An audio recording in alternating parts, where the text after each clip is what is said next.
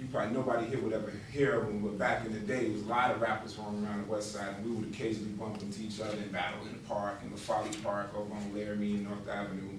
And we ran into, we actually battled the original incarnation of Crucial Conflict in the park. It used to be 5 of them. They used to wear towel coats, and it was like a couple of young dudes. What's that?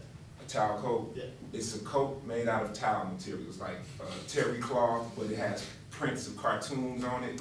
It was terrible. And everybody on the west side, except for us, own those jackets. You go on Madison Street, you're gonna see 25 people with the same variants of the same jacket on. Maybe different cartoons, but you can easily run into a crowd of people with the exact same jackets. Because you know how stuff comes in the west side, like on Madison Street, it's all bootleg or, you know, stuff like that. So that when that's what's available, that's hot now, that's what everybody's wearing. I'm really glad that fashion, our generation is way more dynamic now, because then towel coat and a 150 hat, which is basically a baseball cap with either snakeskin or leather on the bill, with a troll on there, or it has a watch with rhinestones on it. And I mean, people really did pay $150, $200 for these hats. Where would you buy, or who would make these hats in the town? You know, it was a couple people. I mean, there was probably like 3 or 4 people supplying tens of thousands of these hats. There's a guy that's in the basement of the flea market on Madison. He's like, he put leather on your Nikes, you know, snakeskin on your Nikes. He ain't been doing this stuff since the early '80s. So, oh, there you go. What was a good one? I don't know. Some of those are just, No, they don't have. They probably don't. Yeah. But it was crazy. So I know this one old dude he used to make. You know, he's still there. You can go in there and get you some custom-made, you know, designs on your shoes or your hats, and people still buy those hats, and it's still $150 to $200 to these days. It's like, you know, it was crazy. But anyway, battled Crucial Conflict. So many names, like, you know, I don't even remember all these cats, but so how I met Psychodrama, I think Link met him through another crew we were affiliated with called No Pity and Matt's crew, which is Color One. Well, I'll tell you about Matt's crew in a second. How I met them is I got out of jail. They picked me up. I'd been in jail for like 3 weeks, in the county jail for like 3 weeks. They came to pick me up, bail me out. And it was like, yo, you know, we just met these new cats, they cold. You know, the Psychodrama cats, you heard this? I'm like, oh yeah. So we went over their house and just get in here, it's like 15, 16 MCs, and who all kind of went on to be, you know, the legends and the foundation of West Side rap. I mean, Matt's crew was, stood for mastered all that shit. So that means we DJ, we rap, we dance, we, you know, break dance, all of that. Anything under the hip hop umbrella, we mastered that shit. So at oh, that's one of my artists calling me right now, the Almighty Morocco Stone. What I want to tell you, I had some notes because I want to read all his name. Okay, Matt's crew was Drama War, which included Psychodrama, y'all might the want to write some of Snipers. this down. The Matt's crew mastered all that shit was Drama War, which is the crew surrounding Psychodrama, so that's Psychodrama, Hydrotherapy, Snipers, and Triple Darkness, as well as a few solo artists, D-Mobs, there's a lot of them, too many to name. We also had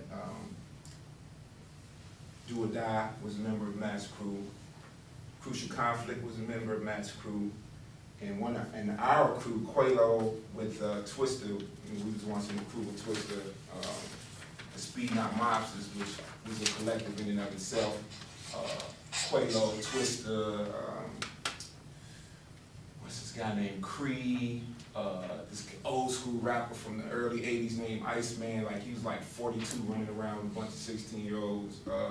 Sandman, the Dynasty Clique, which includes also Tumchi, Liffy Stokes from the Speed Not Mobsters, if y'all are familiar with that group. Maze from Speed Not Mobsters, was another friend of mine from high school. Turtle Banks eventually became a member of the mobsters. And that's just our crew within Matt's crew. So I just ran off a bunch of names. And we had, like I said, Do or Die, Twister, Triple Dark, and Snipers. D.A. Smart was a member of Matt's crew. K. Smooth, Sinister Death Live Tribe was like 3 or 4 of them. This cat, a friend of ours named La, who was actually Nuisance's baby's daddy, and he got killed by the police about a year and a half ago. Turn to page 79 in your course books. And actually, their son, King, was the little baby holding a sign that said "Fuck Weed" by Qualo. That picture was taken when we all went to Belize for a little tour there. What else? Empire Destruction, which is Twister's old crew from the 80s, which includes a cat named Venom Hemlock. Venom was real cold, real tough. Octagon. It was just everybody, you know, in the house every day, smoking, drinking, in a big ass circle, rapping to the death, like every day. That's what we did, you know, sharpening our swords, as we would say, against each other. So, yeah, that's basically, it was just a fluke. We just met them and started hanging out and, you know, formed some real tight bonds and just been creative with each other over the years and, you know, supporting each other's movements. That's pretty much it. As far as Matt's crew.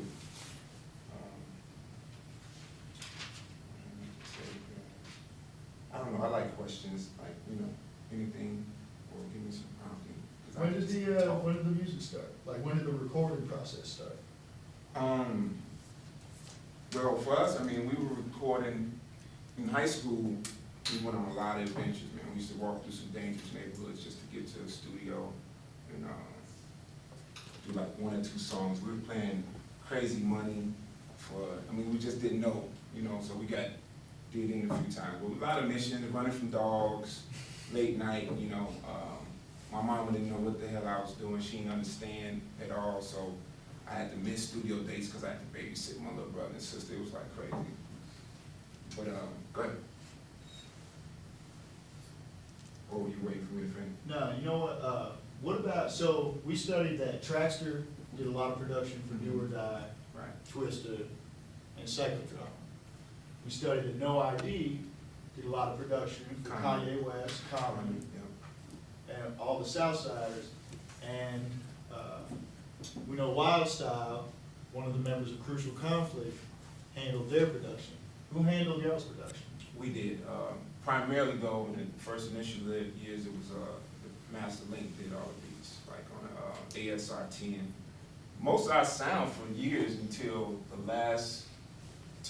up until Believe was the first time we used outside producers. So I mean, that came out in 2004. So for 14 years we did all our own beats.